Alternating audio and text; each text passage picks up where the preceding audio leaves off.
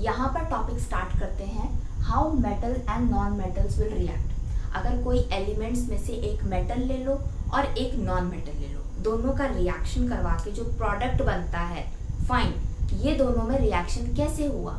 Sodium एक metal है, chlorine एक नॉन मेटल है, दोनों ने रिएक्शन करी और क्या प्रोडक्ट बनाया, NaCl यानी कि सोडियम क्लोराइड।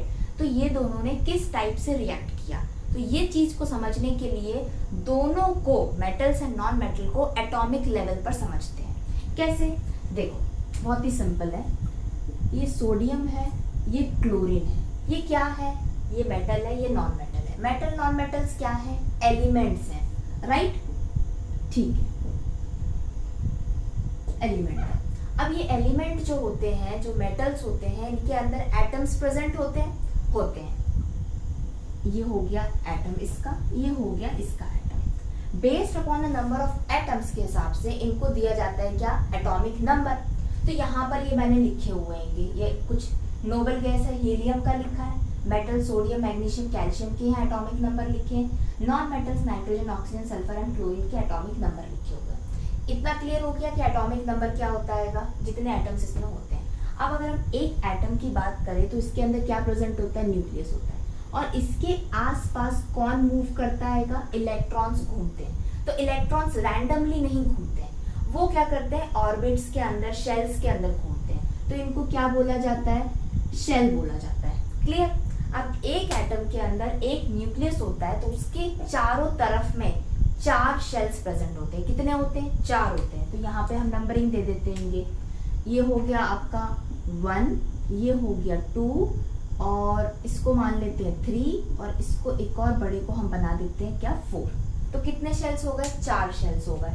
अब इन चारों शेल्स के हम नाम देते हैं, अंदर से बाहर की तरफ जाते हैं। ये पहले वाले शेल को बोलते हैं K, सेकंड को बोलते हैं L, थर्ड को बोलते हैं M, और फोर्थ को बोलते हैं N। तो यहाँ पर मैं लिख देती हूँ, ये जो भी मेटल्स या नॉन मेटल्स या एलिमेंट्स हम बोल सकते हैं, एलिमेंट्स हैं, इनके अंदर जो एटम्स प्रेजेंट हैं, एटम के अंदर जो शेल्स प्रेजेंट है वो 4 हैं, K है, L है, M है और N है, राइट। ये चारों शेल्स के अंदर कौन मूव कर रहा है, इलेक्ट्रॉन्स मूव कर रहे हैं। तो कितने इलेक्ट्रॉन्स मूव कर रहे हैं वो हम कैलकुलेट करेंगे अभी यहाँ पर। यहाँ तक समझ में आ गया। अब K, L, M, N shell के अंदर कितने इलेक्ट्रॉन्स हैं, इसके लिए एक फॉर्मूला है, उसका नाम होता है 2n²।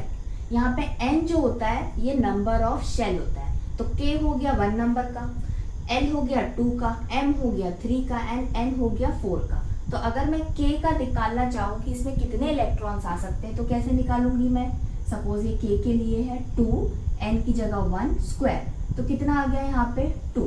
तो K के पास में कितने इलेक्ट्रॉन्स आ सकते हैं, 2 इलेक्ट्रॉन्स K के शेल में घूम सकते हैं। कितने, ओनली 2 इलेक्ट्रॉन्स। बात करते हैं L की, तो यहाँ पे L का क्या हो जाएगा 2, N की जगह आ जाएगा 2, यहाँ पे स्क्वायर, तो ये कितना हो जाएगा आपका 8।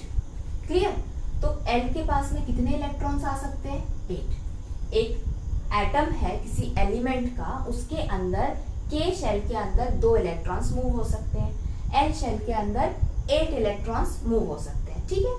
M जो है कौन से नंबर पे, 3rd नंबर पे है, तो यहाँ पे 2, 3 की पावर 2 हो जाएगा, तो ये कितना हो जाएगा 18। तो M के पास कितने हो सकते हैं, 18 हो सकते हैं, राइट।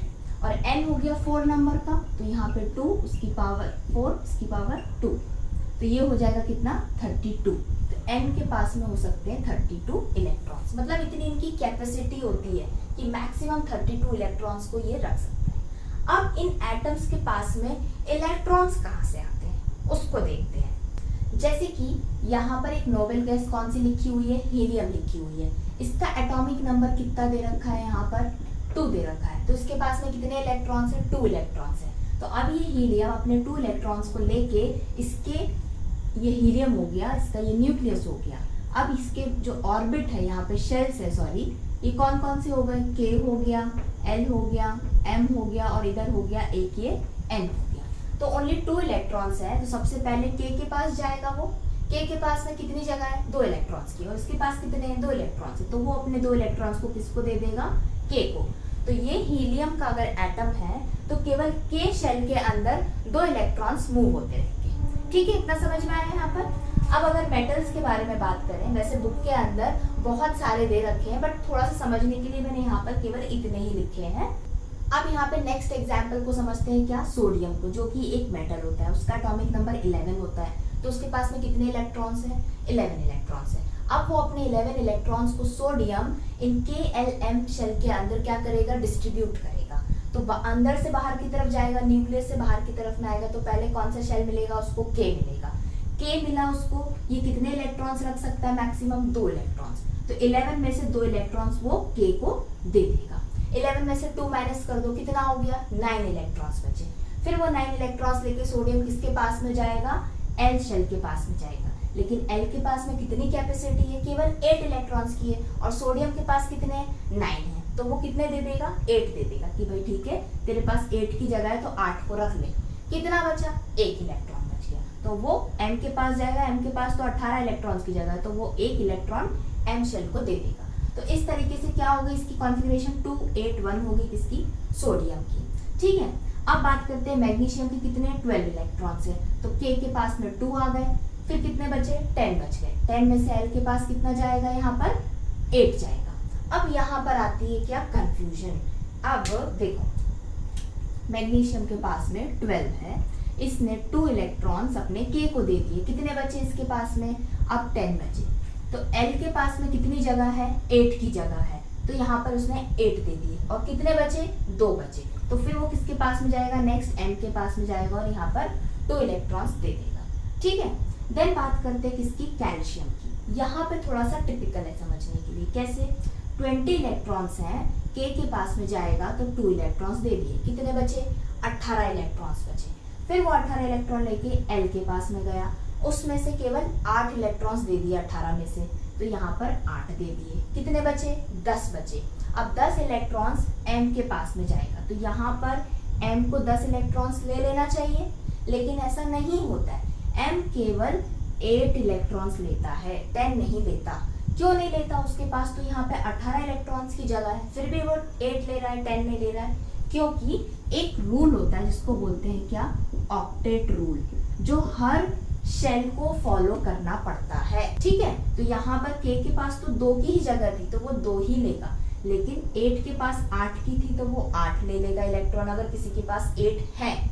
M और N के पास 18 और 32 इलेक्ट्रॉन्स की जगह तो होती है, लेकिन वो कितने लेते हैं? ओनली 8 इलेक्ट्रॉन्स को लेते हैं, क्योंकि उन्हें फॉलो करना होता है क्या? Octet rule. तो ये रूल अगर फॉलो यहाँ पर करा जाता है, तो इसीलिए 2 8 यहाँ पे 10 खत्म हो गए, फिर भी 10 इलेक्ट्रॉन्स बचे कैल्शियम के पास में, तो M को वो 10 इलेक्ट्रॉन्स नहीं देता, ओनली 8 देता है। तो फिर कितने बचे?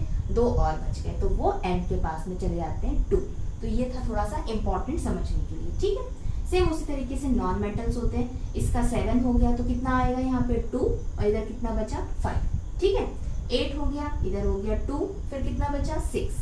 तो ये L के पास में 6 इलेक्ट्रॉन्स हो गए। अब देखते हैं सल्फर को। सल्फर का कितना होता है? 16।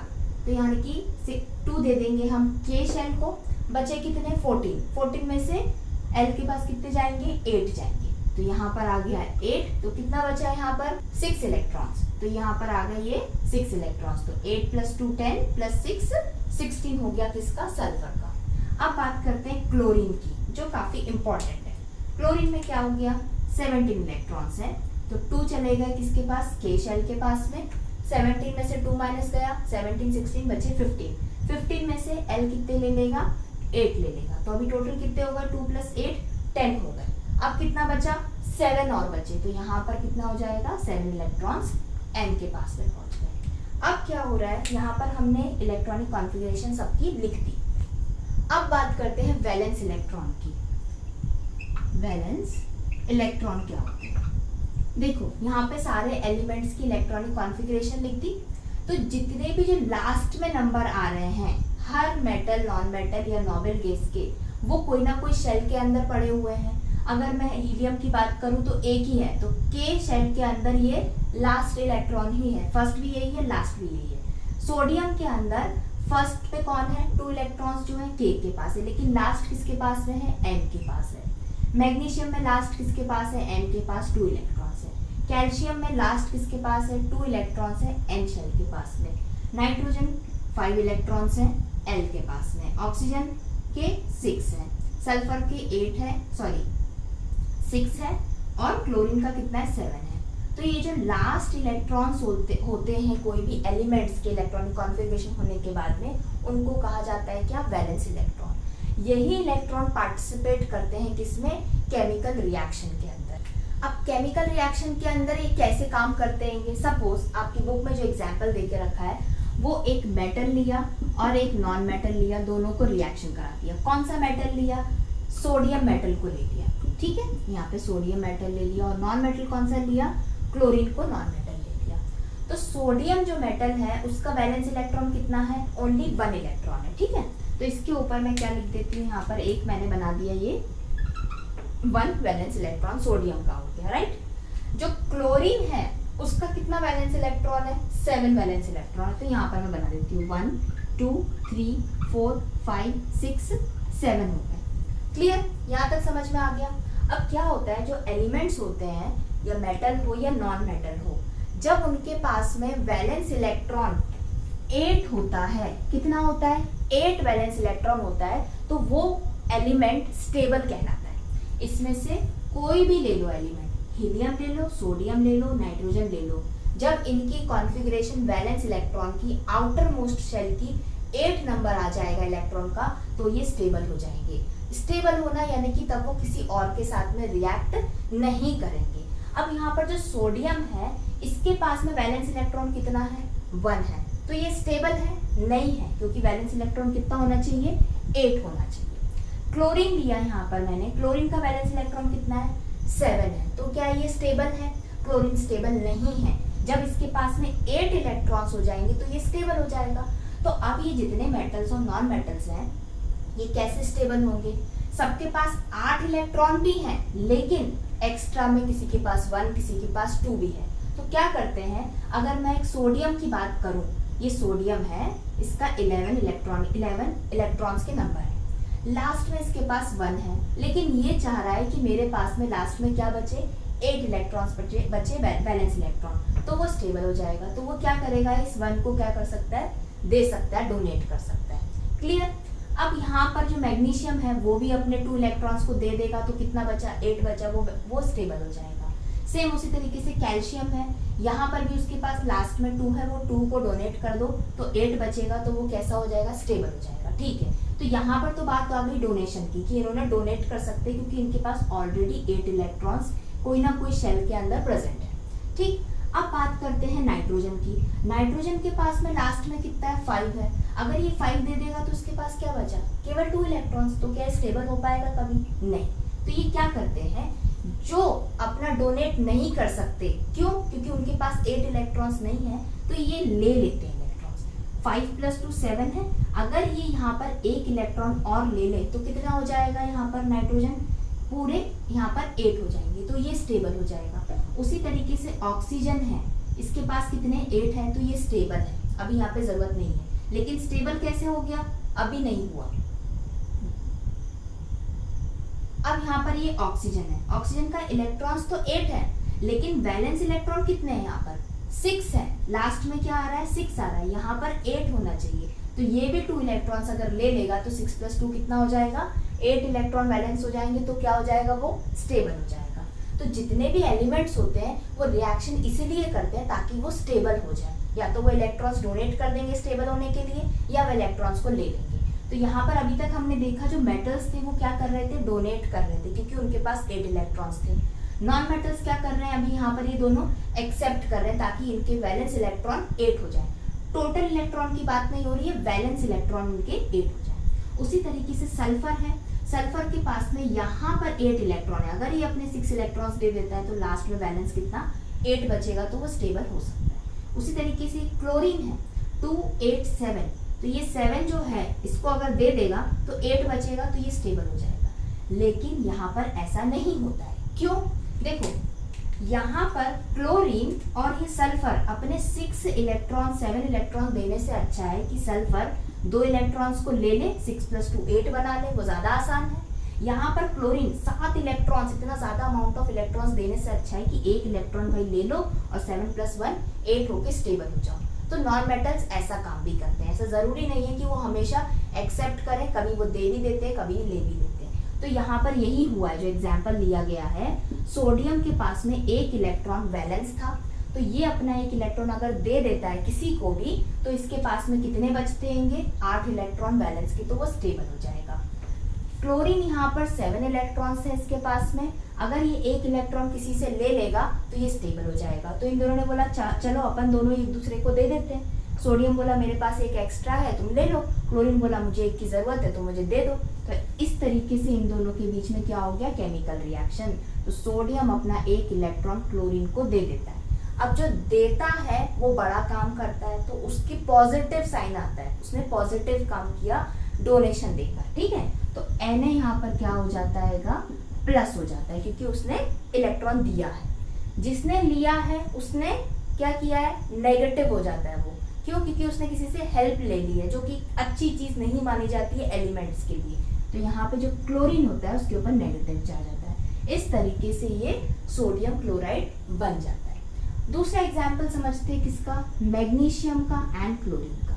क्लोरीन के ऊपर सेम कितने इलेक्ट्रॉन्स है, वैलेंस 7 इलेक्ट्रॉन्स है, 1 2 3 4 5 6 7। मैग्नीशियम के पास कितने हैं, यहाँ पर 2 इलेक्ट्रॉन्स हैं। कितने हैं इसके पास में, 2 इलेक्ट्रॉन्स हैं। अब यहाँ पर भी सेम यही होगा, जो मैग्नीशियम है अपने इलेक्ट्रॉन्स किसको दे देगा, क्लोरीन को दे देगा। जैसे ही वो अपने 2 इलेक्ट्रॉन दे देगा तो उसके पास में लास्ट में कितने बचेंगे, 8, तो वो स्टेबल हो जाएगा। लेकिन अगर ये इसको दोनों दे देगा अपने इलेक्ट्रॉन्स, तो क्लोरीन के पास में यहाँ कितने हो जाएंगे, 7 थे पहले से, 8 9 हो जाएंगे। तो क्लोरीन कैसा हो जाएगा, अनस्टेबल हो जाएगा। लेकिन यहाँ पर रिएक्शन तो होती है और NgCl2 भी बनता है। तो कैसे हुआ, सिंपल सी बात है, वो क्लोरीन एक और क्लोरीन को बुला के ले आएगा। तू भी आ जाए यहाँ पर, तेरे पास भी कितने हैं, 7 है। मैग्नीशियम दे रहा है 1 इलेक्ट्रॉन, मुझे केवल 1 ही चाहिए लेकिन वो 2 दे रहा है, तो वो क्या करेगा, 1 इसको दे देगा और 1 दूसरे क्लोरीन को दे देगा। इसलिए क्या बन जाता है फॉर्मूला मैग्नीशियम क्लोराइड का, MgCl2। मैग्नीशियम ने दिया है तो ये प्लस, क्लोरीन ने लिया है तो ये माइनस। तो समझ में आ गया कैसे मेटल्स और नॉन मेटल्स आपस में रिएक्ट करते हैं, राइट। अब यहाँ पे समझते हैं आयोनिक कंपाउंड को, या इसका दूसरा नाम होता है इलेक्ट्रोवैलेंट कंपाउंड।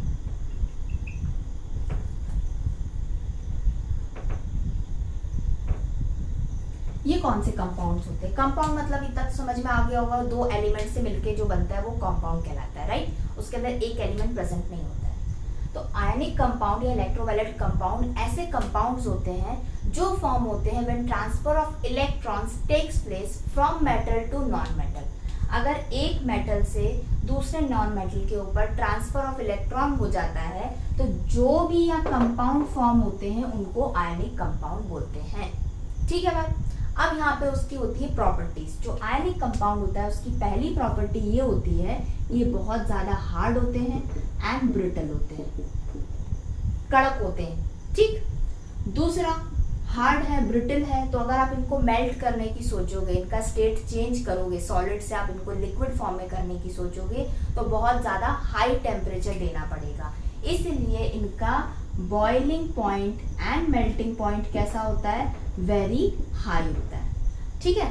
अब जो आयनिक कंपाउंड्स होते हैं ये सॉल्युबल इन वाटर होते हैं, पानी के अंदर ये घुल जाते हैं, बट केरोसिन के अंदर या ऑयल के अंदर ये सॉल्युबल नहीं होते, ठीक। और लास्ट पॉइंट इनका ये है, दे कैन कंडक्ट इलेक्ट्रिसिटी।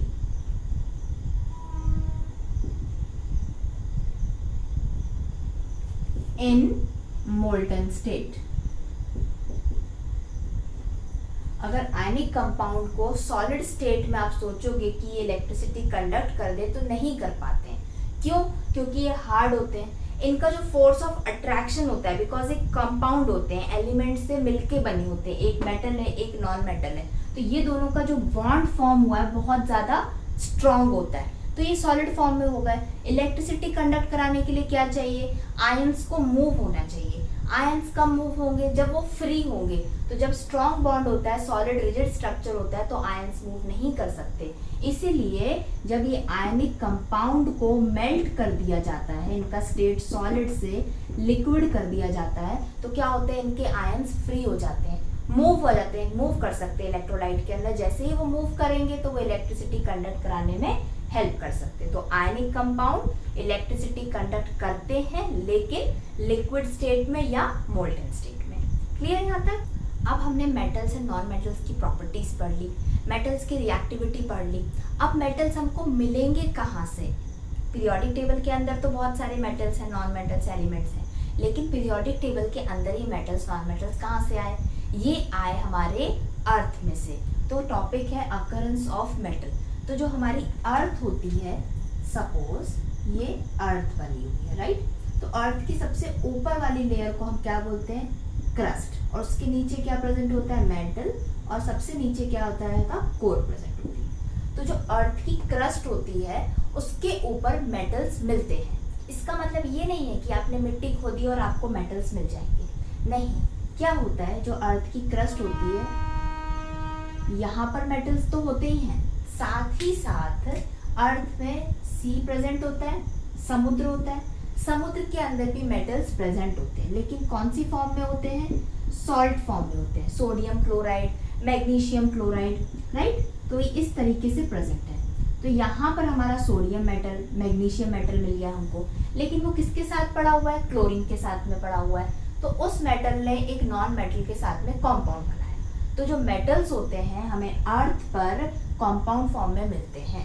एक सिंगल मेटल भी मिल सकता है या वो किसी के साथ रिएक्ट करके भी मिल सकता है। अब अगर फर्स्ट फिर से बात करें अर्थ क्रस्ट की, तो अर्थ पूरी जो अर्थ की आउटर वाली जो लेयर हो गई, वहां पे हर जगह मेटल्स प्रेजेंट नहीं होते। कुछ एरियाज होते हैं जहां पर मेटल्स प्रेजेंट होते हैं, राइट? तो यहाँ पर अगर मैं ये वाला एरिया मान के चलूँ अर्थ का, और यहाँ वाला एरिया मान के चलूँ अर्थ का, यहाँ पर मुझे मेटल्स मिलते हैं, यहाँ पर मेटल्स भी मिलते हैं, नॉन मेटल्स भी मिलते हैं। तो अब क्या होगा? तो क्या होता है, अर्थ की क्रस्ट के ऊपर आपको एलिमेंट्स मिल सकते हैं, कॉम्पाउंड्स मिल सकते हैं। उन एलिमेंट्स में से कुछ मेटल हो सकते हैं, कुछ नॉन मेटल्स होते हैं। तो ऐसी अर्थ की क्रस्ट जहां पर आपको एलिमेंट्स एंड कॉम्पाउंड्स मिलते हैं, उस पार्ट को हम क्या बोलते हैं? मिनरल्स बोलते हैं। क्या बोलते हैं? मिनरल्स। तो मिनरल्स अगर आपने एक्सट्रैक्ट किया है अर्थ की क्रस्ट में से, तो उसमें आपको मेटल भी हो सकता है, कोई पर्टिकुलर एलिमेंट भी हो सकता है जो एक नॉन मेटल मेटल हो सकता है, राइट? अब अगर ये जो मिनरल आपने निकाला, इस मिनरल में केवल मेटल मेटल प्रेजेंट है। क्या प्रेजेंट है? ओनली मेटल्स प्रेजेंट है। तो उस टाइप के मिनरल को हम क्या बोलते हैं? ओर बोलते हैं। क्या बोलते हैं? ओर्स बोलते हैं। तो आप ओर्स में से मेटल्स को प्रॉफिटेबली एक्सट्रैक्ट कर सकते हो। तो यहाँ पे जो टॉपिक है अकरेंस ऑफ मेटल, अर्थ की क्रस्ट में हमें कहाँ मिलता है? मिनरल्स में तो मिलता है, लेकिन स्पेशली कौन से मिनरल्स में मिलता है? ओर्स में। तो ओर क्या है? एक टाइप ऑफ मिनरल है जिसके अंदर केवल मेटल्स प्रेजेंट होती है। मिनरल क्या है? जिसके अंदर metal, non metal, elements, compounds सारे प्रेजेंट होते हैं। ठीक है यहाँ तक? अब यहाँ पर एक और चीज को समझते हैं। क्या ये जो मेटल्स होते हैं ये अर्थ की क्रस्ट में या ओर्स में टू फॉर्म में मिलते हैं। कैसे? एक तो फ्री स्टेट होता है, यानी कि सिंगल मेटल मिलेगा आपको, जैसे सिल्वर, गोल्ड। ये जो ऐसे मेटल्स हैं, अगर आप इनको एक्सट्रैक्ट करना चाहोगे तो आपको गोल्ड ही मिलेगा, सिल्वर ही मिलेगा।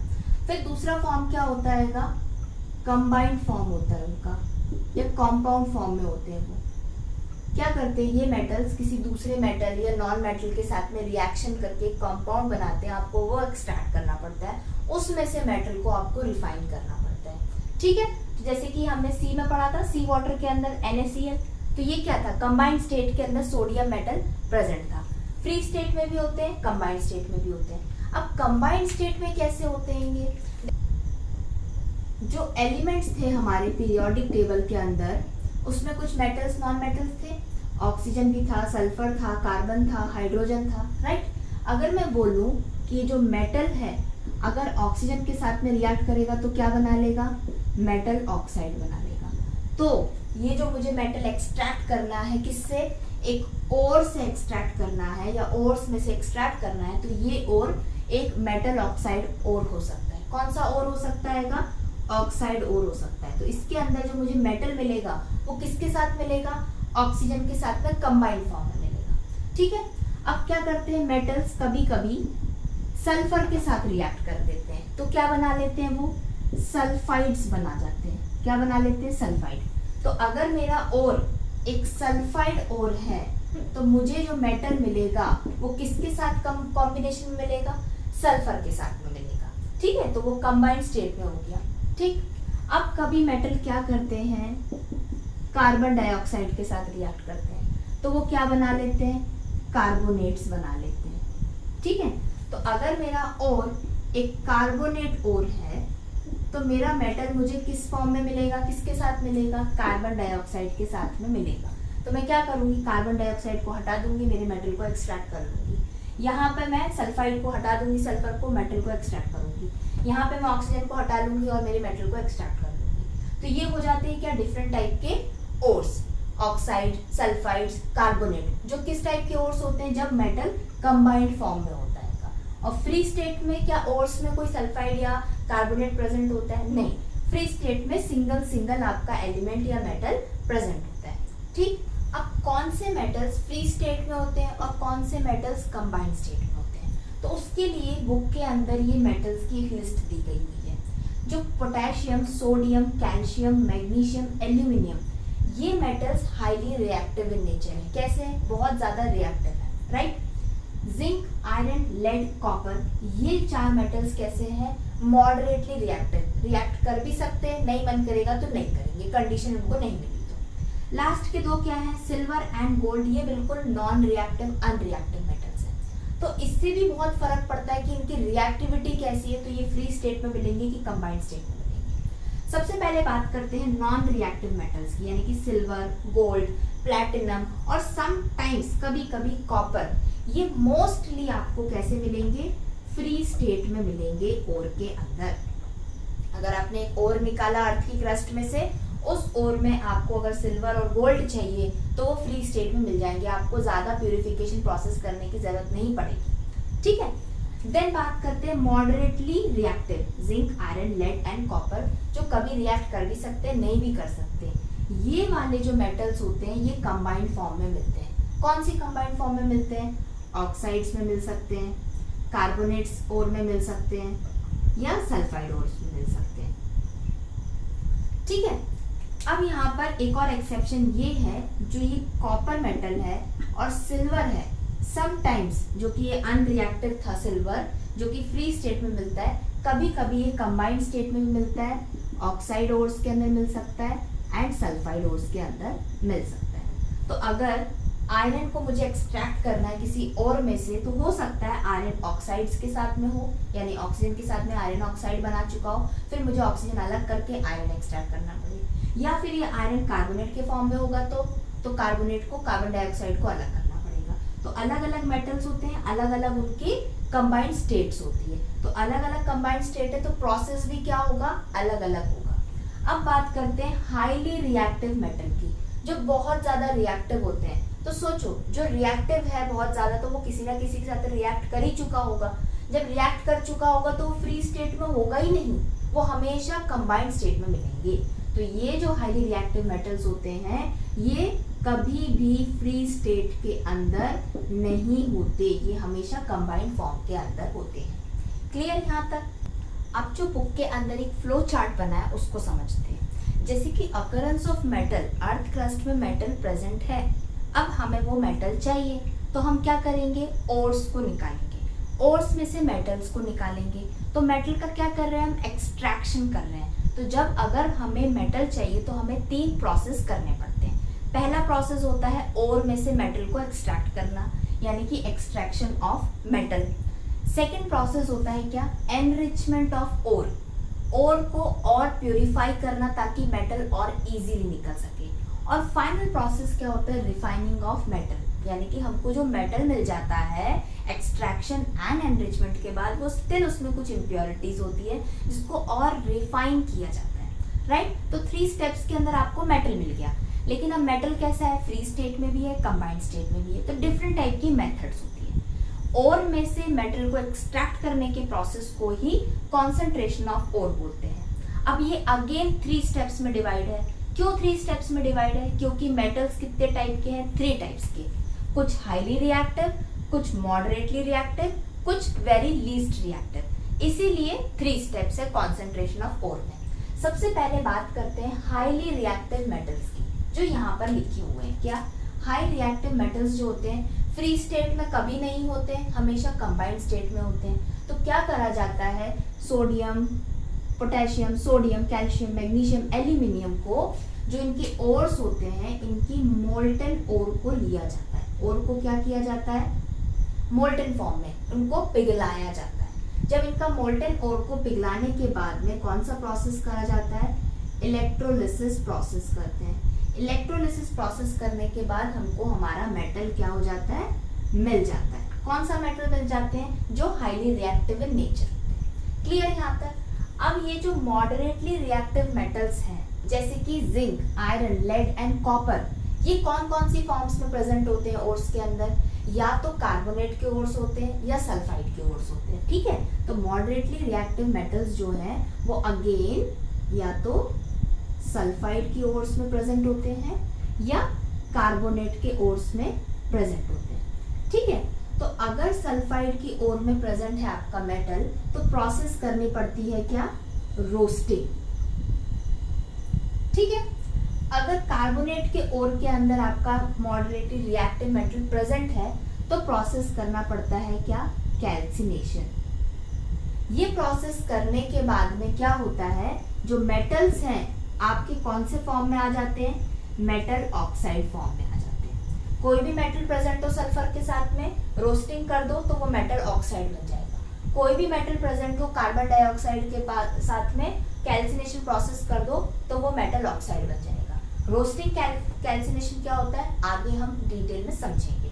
ठीक है, अभी जस्ट केवल नाम समझो कि प्रोसेस है। जैसे ही मेटल ऑक्साइड बन जाता है, इसका हम क्या कर देते हैं, रिडक्शन प्रोसेस। रिडक्शन प्रोसेस किया तो हमारा डिजायरेबल मेटल हमको मिल जाता है। कौन सा मेटल होगा ये, या तो जिंक, आयरन, लेड या कॉपर होगा, मॉडरेटली रिएक्टिव। ठीक, अब बात करते हैं किसकी, लीस्ट रिएक्टिव मेटल्स की, जैसे कि सिल्वर एंड गोल्ड। ये कौन सी ओर में प्रेजेंट होते हैं, ये मैक्सिमम सल्फाइड ओर्स में प्रेजेंट होते हैं। इनके साथ में सल्फर ऐड रहता है। तो क्या करेंगे, सल्फाइड ओर होगा तो सिंपल है, रोस्टिंग करेंगे।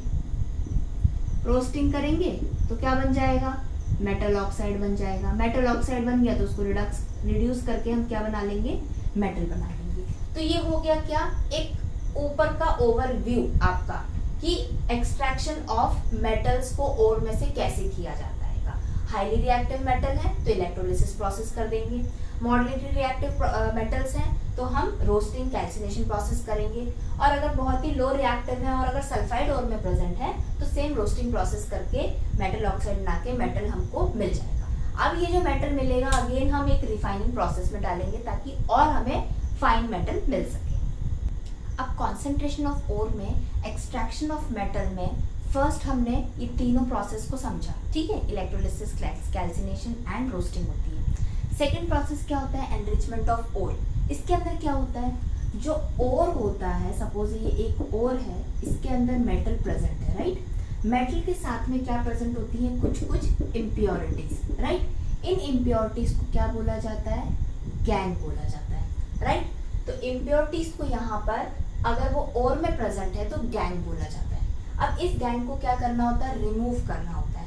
कैसे रिमूव करते हैं, based upon the physical and chemical properties के बेसिस पे रिमूवल ऑफ गैंग प्रोसेस को हम क्या बोलते हैं, एनरिचमेंट ऑफ ओर, या ओर का हम एनरिच कर रहे हैं ताकि इसकी इम्प्योरिटीज निकल जाए और हमारा डिजायरेबल मेटल हमको जो भी प्रोसेस करना है उससे हम उसको निकाल सकें। ठीक है, अब देखते हैं क्या एक्सट्रैक्शन ऑफ मेटल के अंदर जो लो रिएक्टिव मेटल्स हैं, यानी कि सिल्वर, गोल्ड, कॉपर, प्लैटिनम, इनको कैसे एक्सट्रैक्ट किया जाता है। ये तो या फिर ऑक्साइड्स फॉर्म में प्रेजेंट होते हैं या सल्फाइड्स फॉर्म में होते हैं, राइट। तो ये आपकी बुक में एग्जांपल दिया है किसका, मरकरी का, जो सल्फाइड ओर के अंदर प्रेजेंट है। और इस ओर को हम क्या बोलते हैं यहाँ पर, सॉरी ओर को नहीं, इसको बोलते हैं क्या, सिनेबार। यानी कि मरकरी जो है सल्फर के साथ में सिनेबार फॉर्म कर रही है तो ये सल्फाइड ओर है। तो क्या करेंगे, सल्फाइड ओर को हम हीट करेंगे ऑक्सीजन की प्रेजेंस में, तो क्या बनेगा, ये बनेगा मरकरी ऑक्साइड। मरकरी ऑक्साइड बनेगा प्लस यहाँ पे सल्फर डाइऑक्साइड। अब ये अगेन मर्करिक ऑक्साइड को फिर से हीट करेंगे तो हमारा क्या मिल जाएगा, हमको डिजायरेबल मेटल मिल जाएगा। तो यहाँ पर हमने क्या समझा, अगर सल्फाइड ओर है तो इसको हीट किया जाएगा, राइट, जिससे क्या बन जाएगा, मेटल ऑक्साइड बन जाएगा। बन गया यहाँ पर, देखो ये सल्फाइड ओर था, यहाँ पर हीट किया हमने ऑक्सीजन की प्रेजेंट में तो क्या बन गया, ये मेटल ऑक्साइड, मर्करिक ऑक्साइड बना। अब इस मेटल ऑक्साइड को क्या करेंगे, अगेन हीट करेंगे तो ये बन जाएगा क्या, मेटल। तो ये बन गया यहाँ पे हमारा मेटल। हो गया क्लियर यहाँ तक। लो रिएक्टिविटी मेटल वाले को ये सिंपल सी प्रोसेस से हम एक्सट्रैक्ट कर सकते हैं किसी भी लो रिएक्टिव मेटल को। तो यहाँ पर देखते हैं मॉडरेटली रिएक्टिव मेटल्स यानी कि zinc, iron, lead and copper को किस तरीके से हम एक्सट्रैक्ट करते हैं उनके ओर्स में से। तो सबसे पहले ये मॉडरेटली रिएक्टिव मेटल्स के ओर्स कौन से होते हैं, इनके ओर्स हमने दो देखे थे। या तो ये प्रेजेंट होते हैं सल्फाइड ओर्स के अंदर सल्फर के साथ में रिएक्ट करके, या प्रेजेंट होते हैं कार्बन डाइऑक्साइड के साथ रिएक्ट करके कार्बोनेट ओर्स के अंदर, राइट। इसके पहले टॉपिक में हमने क्या समझा, जो लोअर रिएक्टिव मेटल्स होते थे यानी कि सिल्वर एंड गोल्ड, वो कौन से फॉर्म में होते हैं, मोस्टली ऑक्साइड्स फॉर्म में होते हैं या सल्फाइड फॉर्म्स में होते हैं। तो अगर कोई मेटल ऑक्सीजन के साथ रिएक्ट करके मेटल ऑक्साइड बनाता है और अगर ये ओर है एक, तो सिंपल सी मेटल ऑक्साइड का हम क्या कर देते हैं, रिडक्शन प्रोसेस कर देते हैं।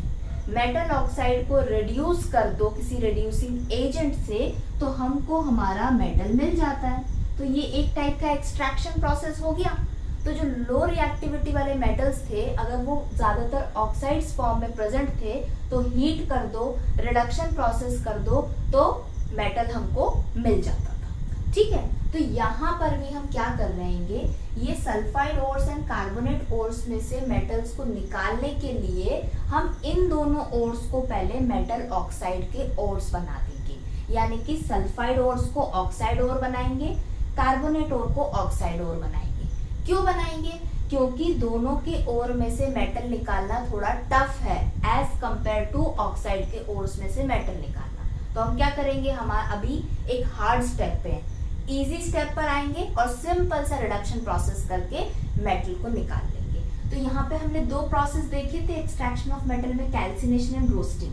तो अब यहाँ पे जो ये मेटल है, अगर मैं पहले बात करूँ सल्फाइड ओर की, जिंक मेटल सल्फर के साथ रिएक्ट करके ये बन गया क्या, जिंक सल्फाइड, ठीक है। तो ये जिंक सल्फाइड के ओर को हम रोस्टिंग प्रोसेस करेंगे। क्या करेंगे, रोस्टिंग प्रोसेस। अब जिंक सल्फाइड की ओर को रोस्टिंग प्रोसेस करके क्या करेंगे हम लोग, मेटल ऑक्साइड बनाएंगे। क्या बनाएंगे, मेटल ऑक्साइड। जैसे ही जो ये सल्फाइड का ओर है ये मेटल ऑक्साइड बन जाएगा तो इसको मैं रिड्यूस करके क्या बना लूंगी, मेटल बना लूंगी। तो देखो ये जिंक सल्फाइड सल्फर के साथ प्रेजेंट है, ऑक्सीजन की प्रेजेंस में इसको हीट करेंगे, स्ट्रॉन्ग हीट देंगे और यहाँ पे जो ऑक्सीजन होगी वो कैसी होगी, एक्सेस अमाउंट में ऑक्सीजन देंगे। तो ये क्या बन जाएगा, जिंक ऑक्साइड। क्या बन गया, मेटल और ऑक्सीजन, मेटल ऑक्साइड बन गया, ठीक है। और यहाँ पर सल्फर डाइऑक्साइड गैस रिलीज हो गई, ठीक। अब दूसरा पॉइंट देखो, यहाँ पर जो ये जिंक ऑक्साइड है, मेटल ऑक्साइड, इसको कार्बन की प्रेजेंस में क्या करेंगे, रिड्यूस करेंगे। अब यहाँ पर ये मेटल ऑक्साइड रिडक्शन प्रोसेस के अंदर जाके कार्बन की हेल्प से जिंक मेटल बना लेगा और कार्बन मोनोऑक्साइड। तो हम लोग को क्या चाहिए था, एक्सट्रैक्शन ऑफ मेटल प्रोसेस कर रहे हैं हम लोग, मेटल मिल गया। सल्फाइड का ओर था, कौन सी प्रोसेस करी हमने, रोस्टिंग, उससे क्या बन गया सल्फाइड का ओर, मेटल ऑक्साइड, जिंक ऑक्साइड बन गया। रिडक्शन कैसे किया, कार्बन ऐड करके, क्या मिल गया, जिंक बन गया। अब बात करते हैं कार्बोनेट ओर की। अब यही जिंक कार्बन डाइऑक्साइड के साथ रिएक्ट करके जिंक कार्बोनेट बना दिया जिंक कार्बोनेट। अब जिंक कार्बोनेट को भी हम हीट करेंगे, स्ट्रॉन्ग हीट देंगे, लेकिन जो ऑक्सीजन होगी वो कैसी होगी, लो अमाउंट में होगी, इसलिए यहाँ पे ऑक्सीजन नहीं लिखी। हीट करेंगे, ऑक्सीजन भी होगी लेकिन लो अमाउंट में हीट होगी, तो उस प्रोसेस को हम क्या बोलते हैं, कैल्सिनेशन। तो कार्बोनेट के ओर को कम अमाउंट ऑफ ऑक्सीजन में हीट देने की प्रोसेस को कैल्सिनेशन बोलते हैं। कैल्सिनेशन प्रोसेस के बाद में कार्बोनेट का ओर क्या बन जाता है, metal oxide. Same metal oxide बन गया। यही मेटल ऑक्साइड को फिर से कार्बन के साथ में रिडक्शन प्रोसेस कर देंगे तो रिड्यूस होके क्या हो गया, हमें मेटल मिल गया। क्लियर हो गई यहाँ तक बात। तो रोस्टिंग एंड कैल्सिनेशन में क्या डिफरेंस हुआ, रोस्टिंग हमेशा हाई अमाउंट ऑफ ऑक्सीजन के अंदर होती है स्ट्रॉन्ग हीट के साथ में, ठीक है। कैल्सिनेशन जो होती है लो अमाउंट ऑफ ऑक्सीजन के साथ में होती है, लेकिन दोनों में हीट हम लोग प्रोवाइड करते हैं। यहाँ तक क्लियर हो गया इतना।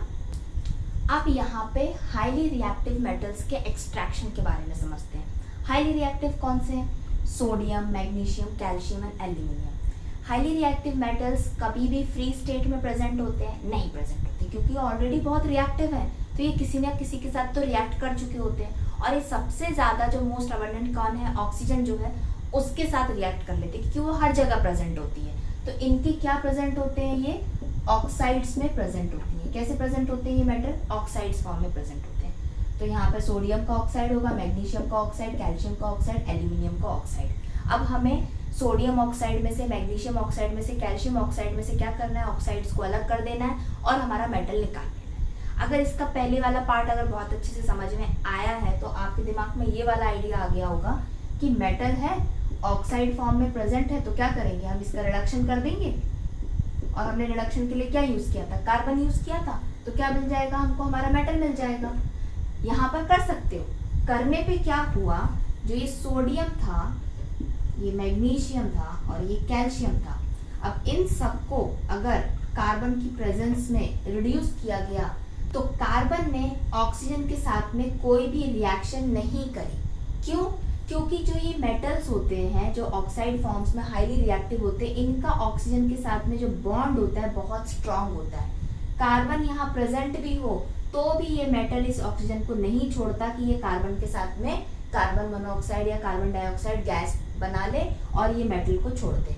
नहीं, ये ऑक्सीजन यहाँ पर है, इसके साथ में हाईली स्ट्रॉन्ग बॉन्ड के साथ में अटैच रहते हैं, तो कार्बन यहाँ पर इनके साथ बॉन्ड नहीं बना पाती, इसीलिए ये वाला मेथड जो है यहाँ पर नहीं करा जा सकता। रिडक्शन प्रोसेस करके मेटल ऑक्साइड्स को, जो हाईली रिएक्टिव मेटल ऑक्साइड्स को आप रिडक्शन करके मेटल एक्सट्रैक्ट नहीं कर सकते। तो उसके लिए दूसरा एक प्रोसेस है, उस प्रोसेस का नाम है क्या, इलेक्ट्रोलिटिक रिडक्शन। इसके अंदर क्या करते हैं, इन मेटल्स को क्लोराइड फॉर्म में यूज करा जाता है। कैसे, NaCl, MgCl2, CaCl2, तो ये क्या हो गया, मेटल का क्लोराइड फॉर्म हो गया। इस क्लोराइड फॉर्म ऑफ मेटल को हम इलेक्ट्रोलिटिक रिडक्शन करते हैं। इलेक्ट्रोलिटिक रिडक्शन कर रहे हैं तो क्या चाहिए, 2 इलेक्ट्रोड्स चाहिए, राइट। जो नेगेटिवली चार्ज होगी वो कौन सी होगी, कैथोड होगी। कौन सी होगी, कैथोड।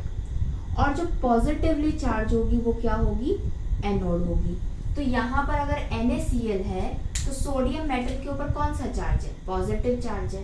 क्लोराइड के ऊपर क्या होगा, नेगेटिव। तो सेम यहाँ पे सब मेटल के ऊपर पॉजिटिव चार्ज होगा। तो सारे मेटल्स अगर जब इसमें हम यूज करते हैं, इलेक्ट्रोलिटिक रिडक्शन करते हैं इस क्लोराइड का, यहाँ पर NaCl लिया तो ये मेटल पॉजिटिव है, नेगेटिव के पास अट्रैक्ट होके कैथोड के ऊपर आ जाएगा आपका सोडियम, और ये क्लोराइड कहाँ आ जाएगा, एनोड के ऊपर। इसी तरीके से मैग्नीशियम आ जाएगा कैथोड के पास में, कैल्शियम आ जाएगा कैथोड के पास में। जब कैथोड के पास में ये आ जाते हैं मेटल्स तो हम सोडियम को एक्सट्रैक्ट कर सकते हैं, मैग्नीशियम को, कैल्शियम को एक्सट्रैक्ट कर सकते हैं। तो ये हो गया क्या, electrolytic reduction process highly reactive metals को एक्सट्रैक्ट करने के लिए। क्लियर यहाँ तक। अब लास्ट प्रोसेस की बात करते हैं, यानी कि refining of metals. Extraction of metal के अंदर हमने जो भी प्रोसेस किया, सल्फाइड ओर्स, कार्बोनेट ओर्स या ऑक्साइड ओर्स के साथ में जो हमने मेटल एक्सट्रैक्ट किया था, वो लो रिएक्टिव हो, मॉडरेटली रिएक्टिव हो या हाई रिएक्टिव हो, वो मेटल्स पूरे तरीके से प्योर नहीं होते। स्टिल उनके अंदर क्या प्रेजेंट होती है, इम्प्योरिटीज प्रेजेंट होती है। उन इम्प्योरिटीज को निकालने के लिए हम लोग रिफाइनिंग ऑफ मेटल का प्रोसेस करते हैं। इस प्रोसेस के अंदर हम एक मेथड यूज करते हैं, उसका नाम होता है क्या, रिफाइनिंग। बहुत ही सिंपल मेथड है, बहुत ही इंटरेस्टिंग मेथड है। इसके अंदर क्या करते हैं, ये कॉपर, जिंक, निकल, सिल्वर, गोल्ड, ये वाले मेटल्स को और प्यूरिफाई करने के लिए इलेक्ट्रोलिटिक रिफाइनिंग करी जाती है। इसमें इलेक्ट्रोलिसिस प्रोसेस हो रहा है, तो एक कैथोड होगी, एक एनोड होगी, ठीक है, ये हो गई 2, ठीक है। तो जो नेगेटिवली चार्ज होगी वो क्या होगी, कैथोड होगी, जो पॉजिटिवली चार्ज होगी वो क्या होगी, एनोड होगा। ठीक, अब क्या करा जाता है यहाँ पर, हम लोगों को सपोज कॉपर मेटल को प्योरीफाई करना है, ठीक है, तो बहुत ही प्योर फॉर्म ऑफ कॉपर का मेटल हम एक स्ट्रिप पे ले लेंगे और उस स्ट्रिप को हम कहाँ लगा देंगे, इस कैथोड के ऊपर। तो ये जो स्ट्रिप है ये किसकी है, प्योर मेटल की, बिल्कुल प्योर मेटल है जो हमको चाहिए। और एनोड के ऊपर कौन सा मेटल लगाएंगे, जो हमने एक्सट्रैक्ट किया है, जिसके अंदर इम्प्योरिटीज मिक्स है, ठीक है। तो यहाँ पे मैं लिख देती हूँ क्या, एक्सट्रैक्टेड मेटल प्लस इम्प्योरिटीज के साथ में, राइट, ठीक है। और नीचे हम क्या यूज करेंगे, यहाँ पे इलेक्ट्रोलाइट यूज करेंगे। किसका इलेक्ट्रोलाइट, यही मेटल का हम इलेक्ट्रोलाइट यूज कर लेंगे। अब क्या करेंगे, अब पास करेंगे करंट, कहाँ पर, इस इलेक्ट्रोलाइट के अंदर। जैसे ही करंट पास करते हैं इस इलेक्ट्रोलाइट के अंदर, तो क्या होता है, एनोड पे से जो ये एक्सट्रैक्टेड मेटल था, इसमें इम्प्योरिटीज भी थी, केवल जो प्योर मेटल्स होता है वो यहाँ पर डिसॉल्व होना स्टार्ट हो जाता है। तो प्योर मेटल क्या करेगा, यहाँ पर आके डिसॉल्व हो जाएगा। जो इम्प्योरिटीज है वो एनोड पर ही लगी रहेंगी, केवल प्योर मेटल निकल निकल के इलेक्ट्रोलाइट में आ जाएगा। और ये फिर इलेक्ट्रोलाइट से क्या करेगा, ये कैथोड के ऊपर जमा होना स्टार्ट हो जाएगा। तो आ रही बात समझ में, थोड़ा सा प्योर मेटल हमने कैथोड पे लगाया था, क्यों, ताकि बताने के लिए कि जितने भी प्योर मेटल से आपको आकर यहाँ पर आना है कैथोड के पास में। तो यहाँ एनोड के पास में प्योर भी था, इम्प्योरिटीज भी थी, इम्प्योरिटीज वहीं छूट गई, प्योर मेटल इलेक्ट्रोलाइट में आया और कैथोड पे चढ़ गया। तो क्या इम्प्योरिटीज सारी एनोड पे चिपकी रहेगी, नहीं, इम्प्योरिटीज भी आई इलेक्ट्रोलाइट के अंदर, लेकिन वो क्या हुई, कैथोड के ऊपर नहीं चढ़ पाई, क्योंकि यहाँ पर क्या था, केवल प्योर मेटल। तो ये इम्प्योरिटीज क्या होती हैंगी, यहीं पर जमा होके रह गई, और इसको हम क्या बोलते हैं, एनोड मड। तो एनोड मड के अंदर क्या होता है, प्योर मेटल होता है, नहीं, उसके अंदर वो सारी चीजें प्रेजेंट होती हैं जो मेटल एक्सट्रैक्शन के अंदर इम्प्योरिटीज को माना जाता है।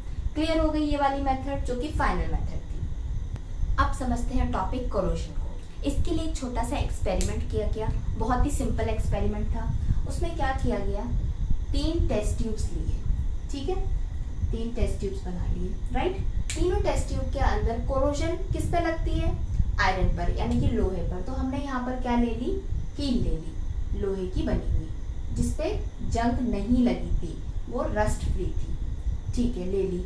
अब उसमें क्या किया हमने, टेस्ट ट्यूब के अंदर पानी डाल दिया। क्या डाल दिया, पानी, पहले वाले टेस्ट ट्यूब में पानी डाल दिया और यहाँ पर कॉर्क लगा दी, पैक कर दिया इसको। दूसरे वाले टेस्ट ट्यूब में क्या किया, पानी डाला, यहाँ पर, यहाँ मैं लिख देती हूँ वाटर, लेकिन यहाँ पर क्या किया, डिस्टिल वाटर ऐड किया।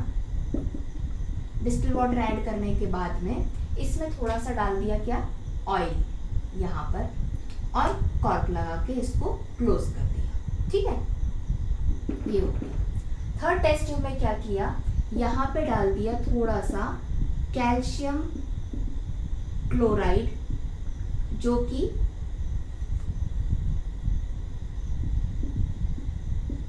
एनहाइड्रस इन नेचर था, यानी कि सूखा, उसके छोटे छोटे छोटे छोटे से ग्रैन्युल्स हमने डाल दिए, और सेम इसको भी कॉर्क लगा के बंद कर दिया। यहाँ पे वाटर हमने ऐड बिल्कुल भी नहीं किया। अब क्या होता है, थोड़ी देर बाद में या कई घंटों बाद में हमें देखने को मिला एक्सपेरिमेंट में, जो पहली वाली कील थी इसके ऊपर जंग लग गई, ये हो गया रेड कलर की डॉट, इस पे जंग लगी। जो सेकेंड टेस्ट ट्यूब के अंदर कील थी नेल, उस पे जंग नहीं लगी, ना ही थर्ड टेस्ट ट्यूब के अंदर जो कील थी उस पे जंग नहीं लगी। तो इसका रीजन क्या हुआ, रस्ट केवल फर्स्ट टेस्ट ट्यूब की कील में क्यों आई, क्योंकि यहाँ पर जो कील पे आयरन था उसने वाटर के साथ में भी रिएक्ट किया और यहाँ पर एयर के साथ में भी रिएक्ट किया। तो रस्ट के लिए एयर प्लस वाटर कंपल्सरी है, तभी आयरन में रस्ट लगेगी। सेकेंड टेस्ट ट्यूब के अंदर पानी था, लेकिन क्यों रस्ट नहीं लगी, क्योंकि यहाँ पे क्या किया था, ऑयल डाल दिया था। एयर तो प्रेजेंट थी, लेकिन ये एयर इस पानी के साथ में नहीं मिल पाई, पानी के साथ नहीं मिल पाई तो ये आयरन के साथ भी नहीं मिल पाई। तो आयरन यहाँ पर किसके साथ था, वाटर के साथ था, लेकिन यहाँ पर उसको ऑक्सीजन एयर से नहीं मिल पाई, इसलिए यहाँ पे रस्ट नहीं लगी। थर्ड टेस्ट ट्यूब के अंदर क्या था, एयर तो थी इसके अंदर, पानी नहीं था, और एयर के अंदर फिर भी थोड़ा बहुत अमाउंट में मॉइस्चर रहता है, वो पूरा मॉइस्चर इस कैल्शियम क्लोराइड ने, एनहाइड्रस जो नेचर था उसने एब्जॉर्ब कर लिया, पूरा एनवायरनमेंट कैसा कर दिया, ड्राई कर दिया, इसलिए यहाँ पर जो नेल थी उसमें रस्ट नहीं लगी। तो ये था एक सिंपल सा एक्सपेरिमेंट कि आयरन पे रस्ट लगने के लिए एयर प्लस वाटर दोनों जरूरी होते हैं। तो ये तो बात हो गई कि आयरन पे रस्ट लगती, कोरोजन लगता है, जिससे क्या होता है, आयरन डैमेज हो जाता है। तो आयरन को या मेटल्स को रस्ट से बचाने के लिए या कोरोजन से बचाने के लिए क्या किया जा सकता है, उसके लिए अलग अलग मेथड्स होती है, जैसे कि पेंटिंग। आप पेंट कर दो किसी मेटल के ऊपर, आयरन के ऊपर, तो उसमें जंग नहीं लगेगी। ऑयलिंग करी जाती है, जो साइकिल्स होती है उसमें वहाँ पे जब व्हील होता है वहाँ पर ग्रीस ऑयलिंग करी जाती है ताकि वो स्मूथली चले और वहाँ पे जंग ना लगे, तो हो गया ऑयलिंग, ग्रीसिंग। फिर एक प्रोसेस होता है क्या, गैल्वेनाइजिंग और एलॉय मेकिंग। तो गैल्वेनाइजिंग क्या प्रोसेस होता है, इसके अंदर क्या करा जाता है, जो मेटल होता है, सपोज ये एक मेटल है, इसके ऊपर जिंक की लेयर को ऐड कर दिया जाता है। कौन से मेटल की लेयर को, एक मेटल के ऊपर जिंक की लेयर को ऐड करने को क्या बोलते हैं, गैल्वेनाइजिंग। इससे क्या होता है, इस मेटल के ऊपर कोरोजन नहीं लगती, लेकिन बाई चांस अगर ये जिंक की लेयर खराब हो जाती है, ब्रेक हो जाती है, घिस जाती है, कम हो जाती है, तब ये मेटल के ऊपर कोरोजन लग सकता है। नेक्स्ट मेथड क्या होती है, एलॉय मेकिंग। जब एक मेटल को दूसरे मेटल या नॉन मेटल के साथ में जोड़ दिया जाए, रिएक्ट करवा के एक नया कंपाउंड बना दिया जाए, और वो नया कंपाउंड की प्रॉपर्टी बहुत ज़्यादा बेहतर होती है इस मेटल से, तो ऐसे कंपाउंड को हम एलॉयज बोलते हैं। जैसे कि हम आयरन की बात करें, प्योर आयरन का आप कुछ नहीं बना सकते, क्यों, क्योंकि प्योर आयरन बहुत ज़्यादा सॉफ्ट होता है, अगर उसको हीट करके खींचेंगे तो वो खिंच जाता है। तो आप नॉर्मल टेम्परेचर पे तो ठीक है, लेकिन ज़्यादा गर्मी पड़ गई, कुछ बड़ी बड़ी इंडस्ट्रीज है, वहाँ पे हीट वाले काम हो रहे हैं, वहाँ पे आयरन की बनी चीज़ें हैं, तो वो मेल्ट हो जाएगा। तो आयरन में 0.05% कार्बन अगर ऐड कर दिया जाए तो वो हार्ड हो जाता है। कैसा, कड़क। आयरन में अगर कार्बन ऐड कर दिया जाए तो उसका नेचर काफ़ी हार्ड हो जाता है, और हार्ड आयरन को हम काफ़ी जगह पे इंडस्ट्रीज में यूज़ कर सकते हैं। उसी तरीके से जो हमारे घर में बर्तन होते हैं, स्टेनलेस स्टील जिसको बोलते हैं, वो क्या होती है, वो आयरन होता है, उसके अंदर क्रोमियम एंड निकल को ऐड कर दिया जाता है। क्रोमियम एक मेटल हो गया, निकल एक मेटल हो गया, उसको थोड़ी थोड़ी अमाउंट में आयरन के साथ मिलाने पर स्टेनलेस स्टील बन जाता है, जिसमें जंग नहीं लगती है, और वो लाइट वेट भी होता है। अगर लोहे के बर्तन में खाना खाओगे तो भारी का भारी रहेगा, उल्टा उसमें जंग लगने के चांसेस होंगे। खाना खाने के बाद में आप उसको धोओगे, राइट, और नहीं सूखेगा तो वहाँ पे क्या हो जाएगी, रिएक्शन, कोरोजन होगा, क्योंकि पानी मिलेगा धोने से और एयर से मिल जाएगी उसको ऑक्सीजन। तो स्टेनलेस स्टील के अंदर जंग नहीं लगती और वो लाइट वेट भी होते हैं। अब बात करते हैं क्या, यहाँ पर मैंने बोला कि मेटल में आप दूसरे मेटल्स को या नॉन मेटल्स को ऐड कर देने से वो एलॉय बन जाता है, लेकिन ऐसा नहीं है कि कोई मेटल के अंदर आप जितना भी अमाउंट में डाल दो दूसरा मेटल को या नॉन मेटल को तो एलॉय बन जाएगा। होमोजीनियस मिक्सचर होता है, कुछ पर्टिकुलर प्रपोर्शन होता है मेटल्स एंड नॉन मेटल्स का, तब उनको मिलाकर ही एक एलॉय बनाया जाता है, राइट। अब ये हो गए कुछ एलॉयज के एग्जाम्पल, यानी कि मेटल्स थे, उसमें कुछ नॉन मेटल को या मेटल को ऐड किया गया और एलॉय बनाया गया। अगर कोई मेटल के अंदर मरकरी को ऐड कर दिया जाए, किसको, मरकरी को ऐड कर दिया जाए, तो वो एलॉय को हम क्या बोलते हैं, एमलगम बोलते हैं। क्लियर। सेकंड है क्या, ब्रास। अगर कॉपर के अंदर जिंक को मिला दिया जाए, कॉपर और जिंक मेटल का मिक्सचर बना दिया जाए, तो उसको हम क्या बोलते हैं, ब्रास बोलते हैं। अगेन कॉपर ले लो, उसके अंदर जिंक की जगह क्या डाल दो, टिन डाल दो, ऐसे, तो क्या बन जाएगा, वो ब्रॉन्ज बन जाएगा, जो कि एक एलॉय है। नेक्स्ट होता है क्या, सोल्जर। इसके अंदर लेड एंड टिन डाल देते हैं, तो वो बन जाता है क्या, सोल्जर। यहाँ पर अगर हम ब्रॉन्ज की बात करें, इसमें कॉपर एंड टिन है, तो copper good conductor of electricity होता है, लेकिन वही ब्रॉन्ज जो होता है वो गुड कंडक्टर ऑफ इलेक्ट्रिसिटी नहीं होता है, वो पुअर कंडक्टर ऑफ इलेक्ट्रिसिटी होता है।